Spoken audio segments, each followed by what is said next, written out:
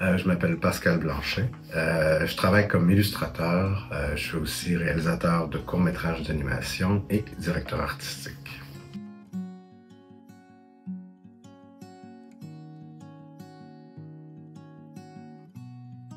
Pour l'intelligence artificielle, je dirais que ce qu'il y a de plus problématique ou plus difficile, c'est direct en ce moment, en fait. On le vit tous en ce moment, les illustrateurs.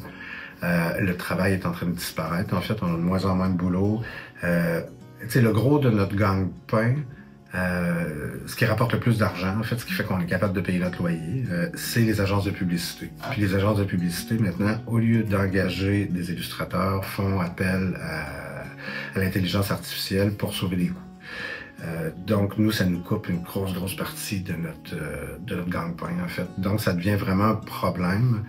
Puis c'est assez problématique pour que même des organismes culturels embarquent dans le lot. Donc, c'est un peu étrange parce que là, ça se trouve être des gens de la culture qui, en fait, qui en fait nuisent à d'autres gens de la culture. Ça devient une espèce de bordel.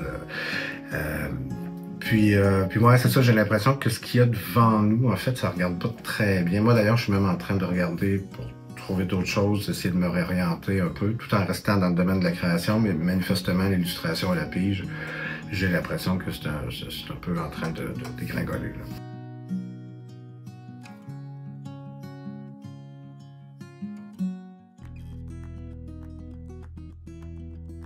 Comme mon père était dessinateur technique, c'est un peu lui qui m'a... Ben, c'est pas un peu lui, c'est lui qui m'a appris à dessiner, en fait. Fait que j'ai comme appris à dessiner des plans, puis des trucs comme ça, avant de dessiner des gens, finalement. Puis 2022, c'est le Festival de jazz de Montréal qui m'a approché, parce que je suis un maniaque de jazz, j'aime beaucoup ça. Puis là, ben, c'était comme un peu le rêve. Depuis que j'étais gamin, en fait, que je me disais un jour, je vais faire ça.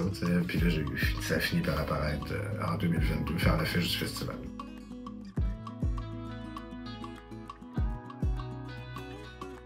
Je pense que le premier illustrateur qui m'a marqué, c'était à cause de mes grands-parents. Il y avait des vieux disques de jazz des années 40. Quand j'étais à l'école, c'était toujours un problème immense d'ailleurs. Je me faisais taper ses doigts pour ça. Je me faisais toujours chialer après parce que je dessinais. J'ai eu une fois, genre au primaire, une prof qui avait compris que si je dessinais pas, ça allait être un problème. Fait qu'elle me laissait comme 15 minutes, genre durant la journée, où j'avais le droit de dessiner puis pas écouter. Parce que c'était la seule façon, sinon j'avais aucune façon de garder mon attention sur quoi que ce soit. Là. Ouais, ça a vraiment été important, beaucoup.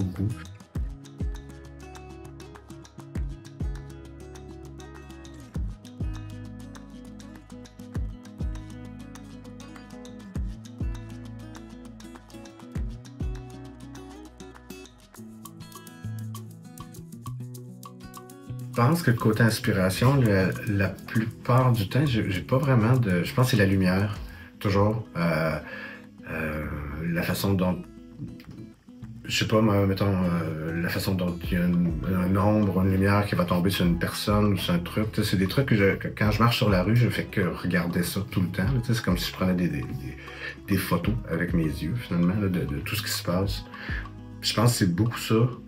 J'ai pas particulièrement, je regarde pas beaucoup, mais je suis curieux de voir du travail des autres, mais j'avoue que c'est pas un truc dont je me nourris tant que ça. C'est vraiment genre sur la rue, les gens, voir la réaction, l'interaction des gens, la lumière, tous ces trucs-là. Là, ouais.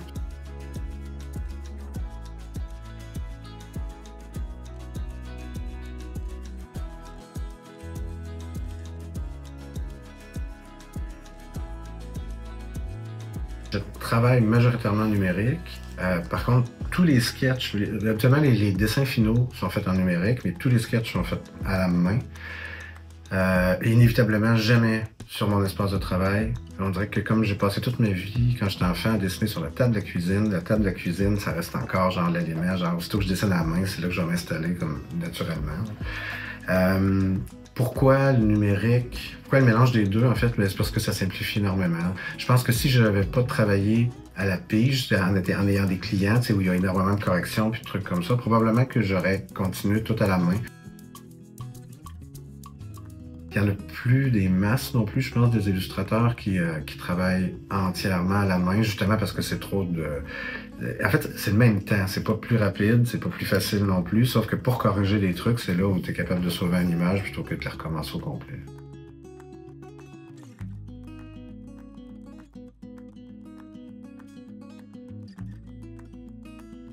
Dans mes passe-temps, je pense que probablement que ce serait, c'est un peu bête à dire, là, mais clairement, je me suis comme découvert une passion sur le tard pour le gym. Fait que là, je suis comme, depuis 4 ans, c'est comme mon truc là, à fond. Mais sinon, je sais pas, je suis quelqu'un de plutôt social de façon générale. Fait que, tu sais, je suis souvent avec des amis, tu sais, il y a souvent des gens chez moi.